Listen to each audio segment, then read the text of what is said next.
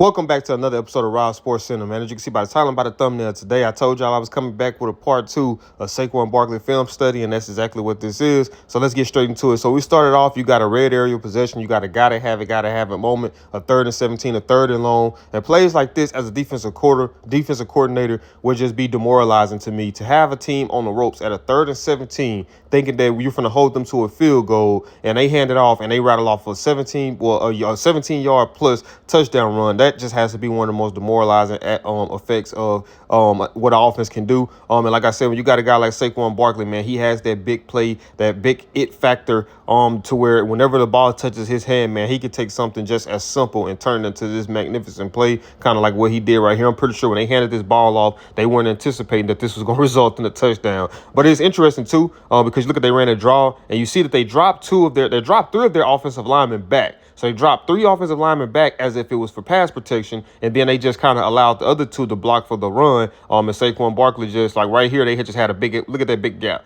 and he just, like I said, man. Now this right here was a prime example of what good blocking does. Let's take another look at it again. Like I said, they dropped those 3 offensive linemen, and now you got the other 2, and you just got a big gap, and then after that, it's just off to the races for Saquon Barkley.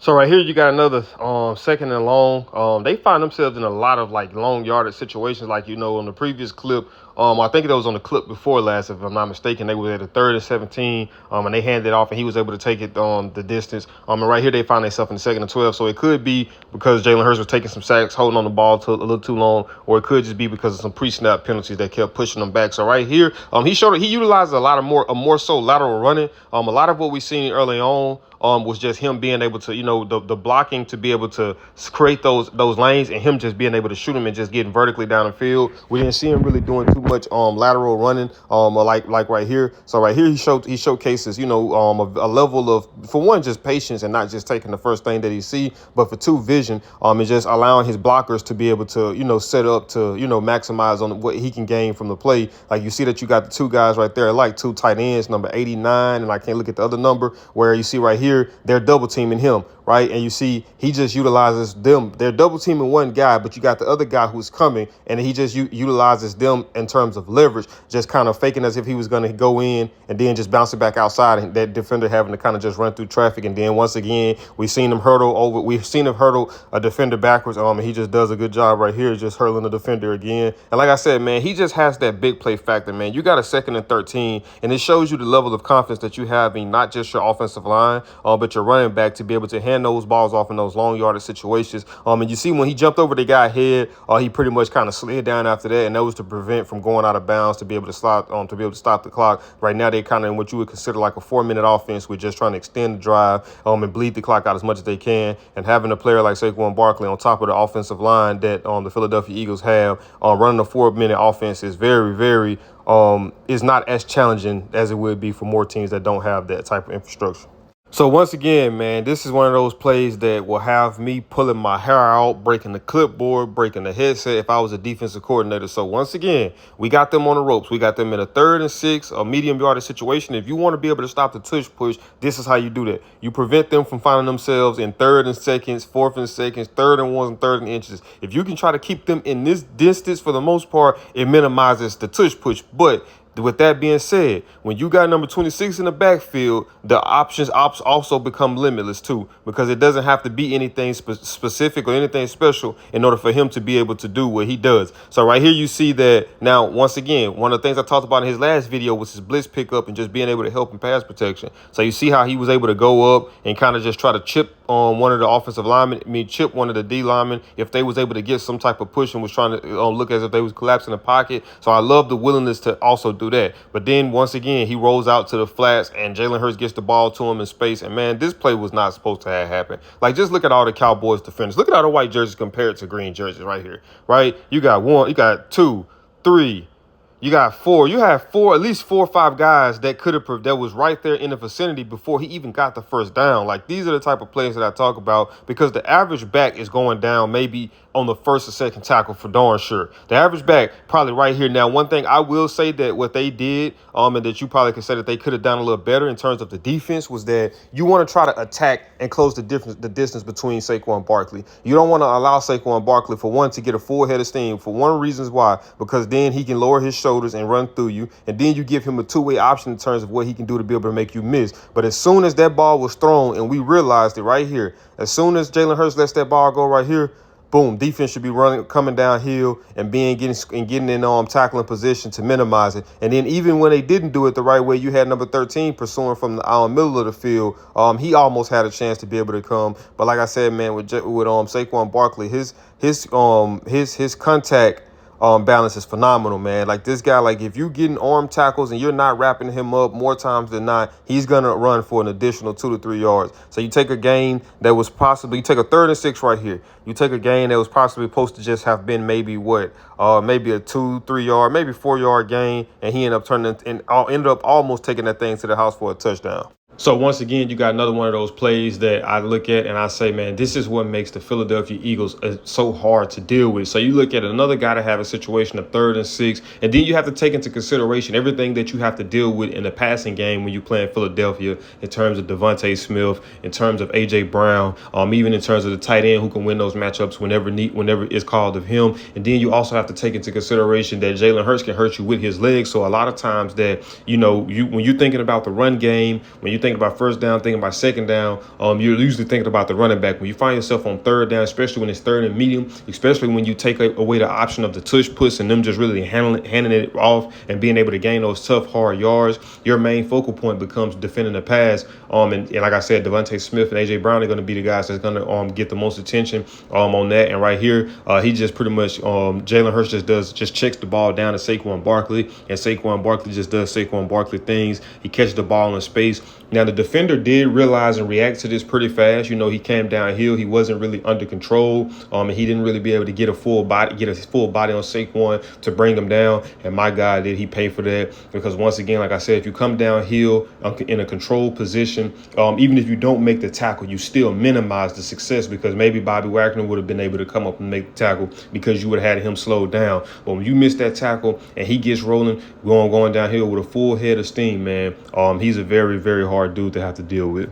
All right, so what did I say in the previous clip when I talked about whenever you're playing Philadelphia, you want to try to keep them you want to try to prevent them from being in short yardage situations where they can either tush push or they can just hand that ball off to Saquon Barkley like how they do right here. You got another guy to have a situation of 3rd and 3, and obviously, man, who you going to give it to? You're going to give it to your gotta have it guy, especially by you being down here in the red area. Like I stated early on, I might have stated that in the first video, but the easiest path to the end zone, especially is in the red area, is being able to just simply run the ball in because now you don't have to worry about passing the ball in those tight confined spaces. And right here, they were just able to do that. It looks like a simple inside run. They pulled the tight end over to try to come backside to kind of try to seal the edge over there. Number 4 kind of took a wide angle at it and really just didn't really have a shot at being able to get to Saquon. Then after that, you see the hole right there. You see the center did a good job at setting the edge, sealing off the edge. And then, like I said, at the end of the day, once they do what they do up front, it comes down to what can you do on your own. And with Barkley's vision and with his vision, his speed, and just his awareness of exactly where everybody is at on the defense and where everybody is at on the offense, and just leveraging his help, regardless if it's them actually blocking, just using those guys as roadblocks to be able to get in the way of the defenders.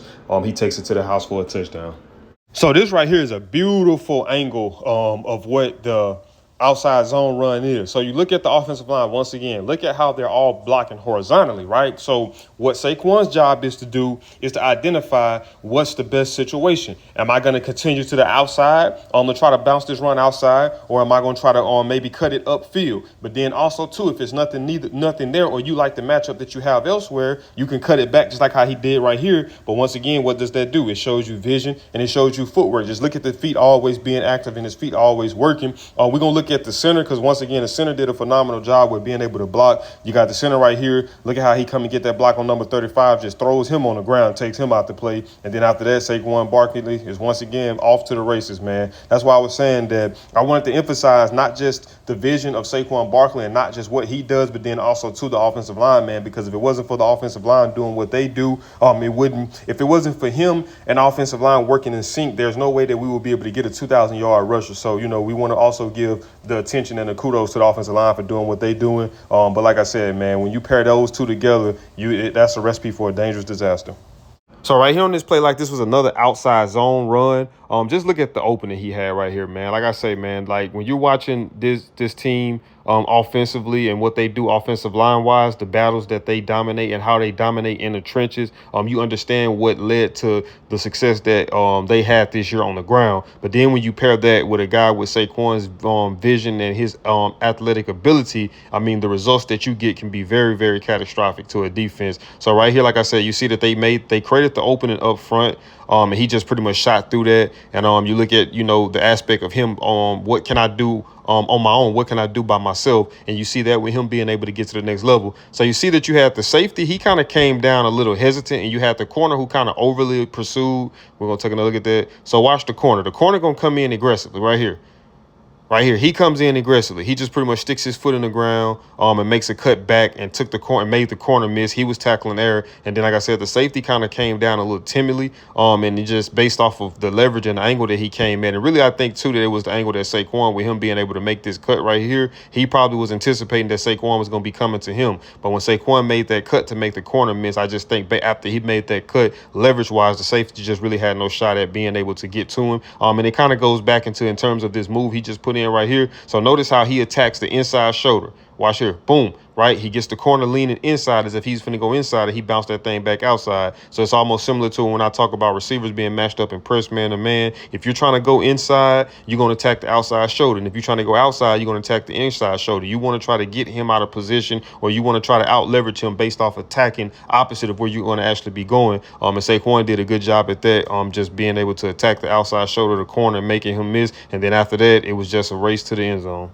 All right, so right here, another inside run. So it looked like they ran. It looked like they ended up pulling the left guard and ended up pulling the tight end to come over to the left side to kind of set the edge, to seal off the edge for him. But Saquon, once again, man, just does a good job at just reading the play, utilizing his footwork. You see right here, just utilizing those jump cuts, that lateral movement, and just really the patience to allow those things to set up. And like I said, I think that one of the things he does good too is just kind of, utilizing his blocks in terms of maximizing based off of his position. And pretty much what I mean by that is like, okay, when you look at him, it's like, for one, he showcases patience right here too. But two, also what he does is, if you ever look, a lot of times, I think I pointed it out too, is that you can see that a lot of times he might have a blocker that's already engaged with a defender. But you got a guy that's going to be coming free. And he does a good job at just being able to utilize that big body of that blocker and the guy that he's blocking to try to create a roadblock for the guy who's trying to come in and pursue to make a tackle on him. So he looks like he kind of does that right here with the jump cuts, just being patient. And as soon as he see that daylight, I mean, he just hits that thing. And then obviously at this point, once he gets to the second level, there pretty much ain't nobody catching him from behind. So right here on this play, once again, this was a phenomenal blocking job on the left tackle. So you're going to see that they pulled the left tackle, and the left tackle pulled from where he was at and was able to come in. And I think that was a linebacker right there that he was able to meet in the hole. And obviously he was able to create that little opening for Saquon. Saquon did a good job at just being able to squeeze into that little hole. And I think that's another thing that he does very well too, is just, because Saquon is a pretty big guy, right? So I think one of the things he do well is being able to, get skinny and fit through those little holes that the offensive line or his blockers are creating for him. And he does that right here. You look at the safety.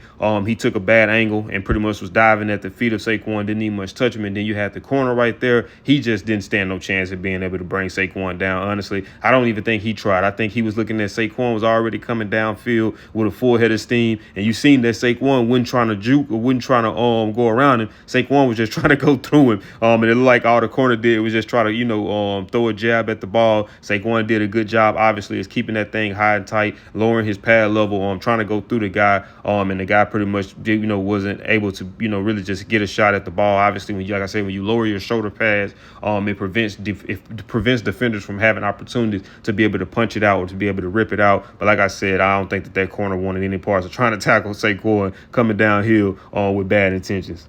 So you remember, I think that was on the previous clip when I was talking about how Saquon does a good job at kind of just setting up his blockers and utilizing them as a traffic stopper for the defenders. He does that. Does that on this play as well. So we're gonna take another look at it once he get done running it. So watch this. Watch how what he does to Lattimore. So Lattimore obviously is probably trying to attack and try to get to the outside. Probably more than likely. Obviously because he know one thing. He's outside containment. Let me get outside and let me try to push him inside to where my help is at. But Saquon just does a good job at attacking that space for one. And obviously Lattimore was trying to come down and close it.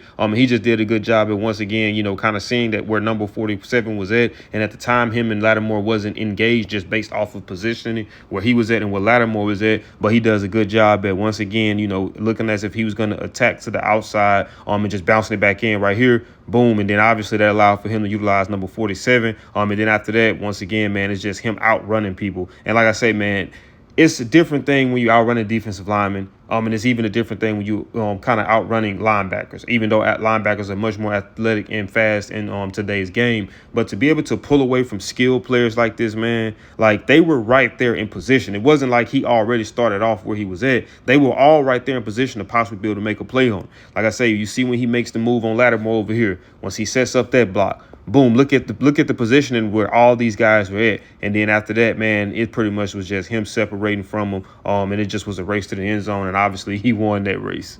So right here, this is exactly what I was talking about again. This is a prime example of it, of him being able to utilize his blockers and the guy and the defender that they're engaged with as a roadblock to prevent a guy from being able to make a play on him. So you see you got Devontae Smith right here matched up on number 2. Like I say, I love to see a receiver who don't mind getting dirty, who don't mind getting in there and being able to block, to be able to try to create running lanes for their running back like this play right here. But you look at he's engaged with number 2. So you got number 25 who would have initially been a free runner. Granted, it still would have been a first down, but it wouldn't have been as big of a gain as it was had number 25, had Saquon just said, well, you know what, I'm just going to probably try to out physical this guy and just lower my pad level and just try to see what I can make happen from there. But like I say, this dude's vision is insane. He realizes that and he just makes a jump cut from going as if he was going to go through that gap and just jump cut, bounce it to the outside. And then obviously, he does a good job of just being able to rack up as many yards as he can on that play.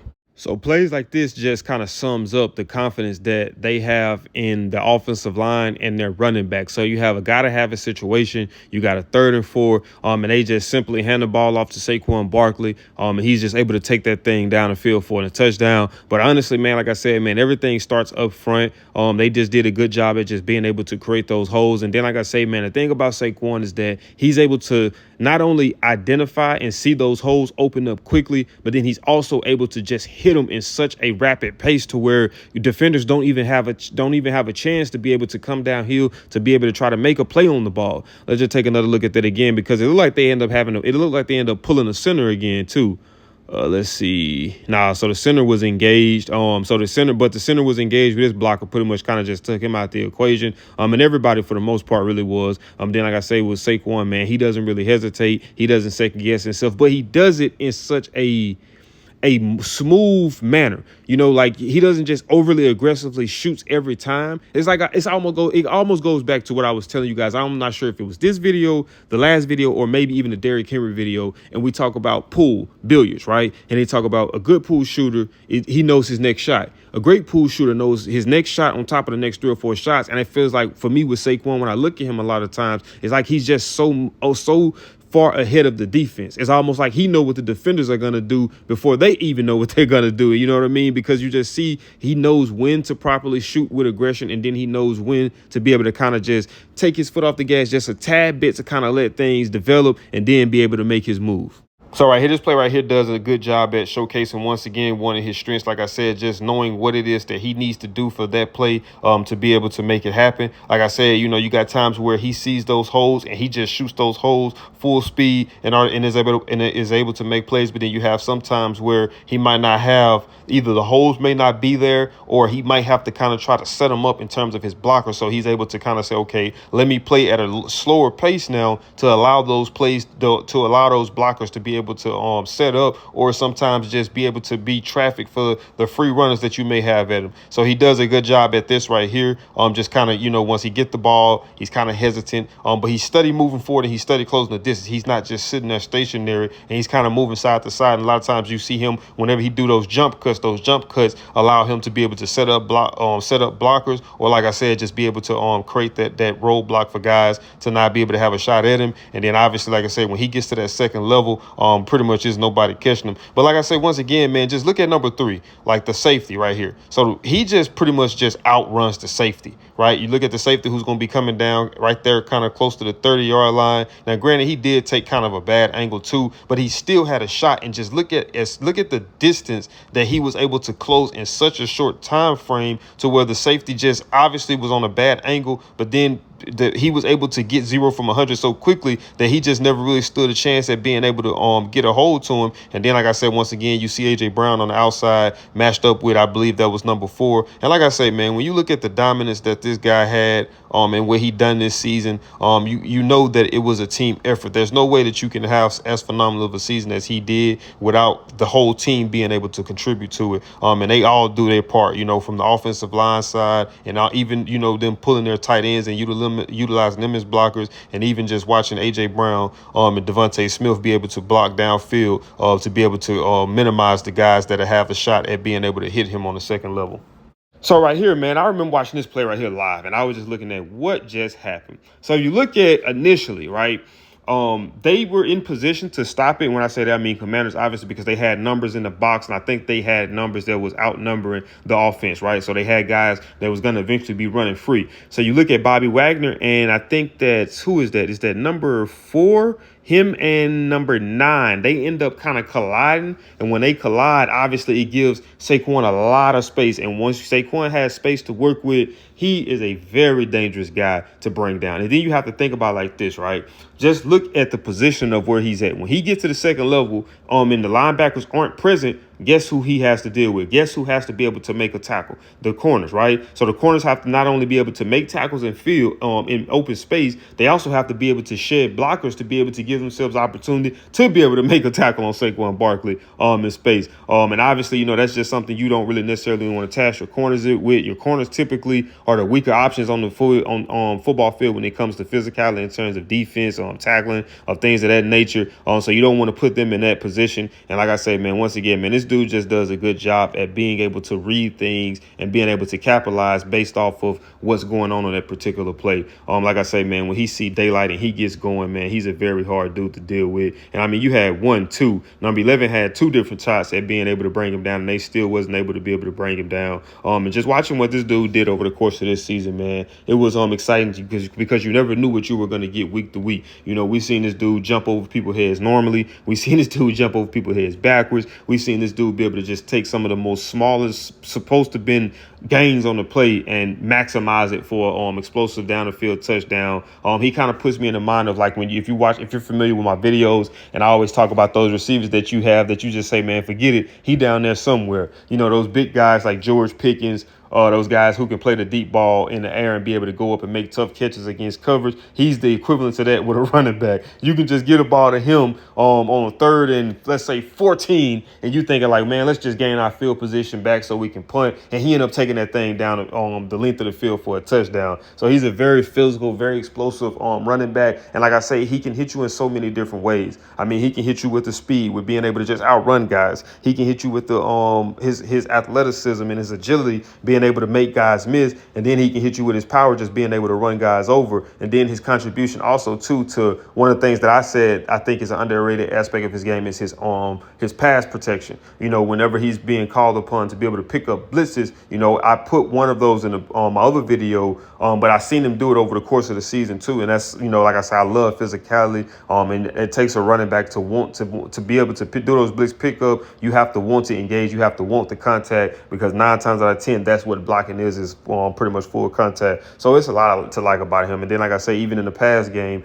utilizing him with pass options. And it ain't just check down routes, and it's not just screens. It's things where he's stemming down the field vertically on fades and being able to make tough catches and get his feet inbound. So if I had to say, Saquon probably was one of the most complete, if not the most complete running back in the National Football League. Let me know what y'all think about that. But man, if you guys did enjoy this video, do me a big favor, man. Smash that thumbs up button. Also, if you're new to the channel, make sure you subscribe. And when you subscribe, make sure that you got that notification bell turned on, the way you be notified every time I upload. And I'll see y'all in the next video.